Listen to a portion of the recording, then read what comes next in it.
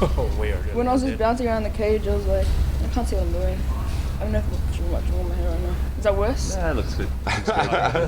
Whatever, man. I just fought, bro. Someone just punched me in the face. That's my excuse. Well, obviously you've got kind of a calm demeanor at most times, it seems like, but you got pretty excited after the fight. So talk about kind of what the emotion was earning your UFC win. I mean, I was pretty surreal feeling, like finally getting a crack at the UFC and having to pull out my previous fight for Auckland. So finally getting out of the way, and it's in my hometown. We're in Sydney. I got to represent my hometown people, especially the Western Sydney thing, But it was awesome feeling getting that win. I was like attacking the subs. I was going for everything. My heart was on the line. Want to prove a point that I'm here to stay. So yeah. Going to a judge's decision after all the quick victories, what lessons? How did you feel? Did you hold up as you'd expect? What'd you think? After the first round, I knew I lost the first round. Still kind of hitting me that I was in a fight. Once I lost the first round, I was like, fuck, stuff this. I'm not losing the second and third. If it goes to decision, then the one thing I learned from the other boys' experience in our team is if you leave it in judges' hands, it might not go your way. You might think it does, and it completely doesn't. So I'm happy to have won the second and third round, or at least I know I've won the third round, and take that win home. A lot of really close submissions, couldn't quite get it. I mean, what was your mindset? Were you frustrated at all? Did you feel you weren't executing? Was she just that tough in the positions? What was your thoughts? She was tough. Like when I had her in the triangle for a minute or so, elbowing her and trying to break the arm, but I don't think my hips were in the right spot for the elbow to connect that armbar properly. And I saw her break a bit, get a little bit teary, and I'm not mean, I felt a bit bad for her when I was in that, but it's a fight in the day. I just sat there a bit, tucked the elbows, went for some inverted triangles, kind of having fun with it. I just didn't want to end up on the bottom and get going a pound, so I just have to attack off my back. Pretty flawless performance other than the weight, you missed it. Talk about that. I mean, what happened and how do you make sure you don't find yourself in that position again? I was happy that I got the chance to apologise to Alex and her team. No one deserves to be having to accept a fight on, especially being 4 pounds over. I've made straw weight many times. It's my first time missing weight.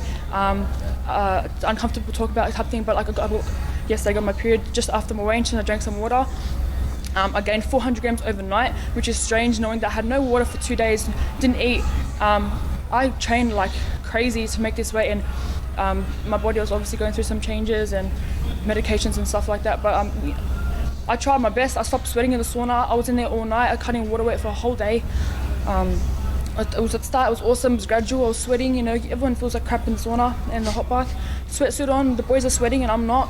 That scares me. And you get the cramped hands and I couldn't even move. Had my boyfriend, my training partner, Suman, walking me to the bedroom and having to go see a doctor in the morning because I couldn't cut any more weight. And of course it's embarrassing. I'm on a world stage.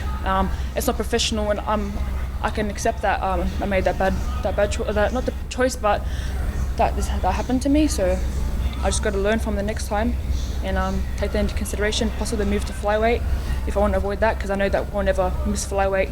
I'm pretty small. I can make that easy. So yeah. Cool. And last thing for me, obviously I'm sure you want to enjoy this moment and soak it in, but what do you want to do? What comes next? You want to get back in right away? You want to wait a little bit? What's your thought? I just want to wait. I want to see some specialists, dietitians, whatever it is, to say that I'm healthy. And if I do want to go back to stay at strawweight, then I'm doing it the right way. I'm not starving myself. I'm not having to do this again and embarrass myself. And that's my 30% gone. So. But we'll see how we just take it day by day, and I got my managers and my training coaches, my coaches and stuff to help me get where I want to be.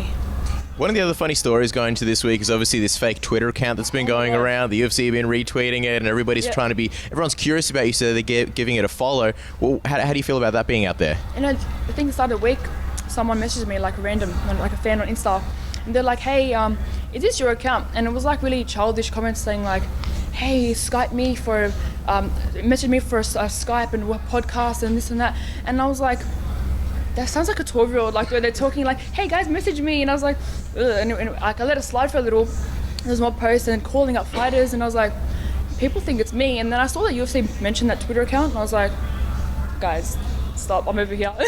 That's not me. And then this morning again, I'm gonna change the profile photos and stuff, but it got removed and now it's back, so I'm just gonna get people to report it, but I don't have Twitter, so I don't know how to do this. Do you think you will get Twitter from now on so that the fans can follow you officially? I'm not I need to be on my phone any longer, but I might just make one just so I can call it out and be fake, get this shit off. But yeah, I'll be alright.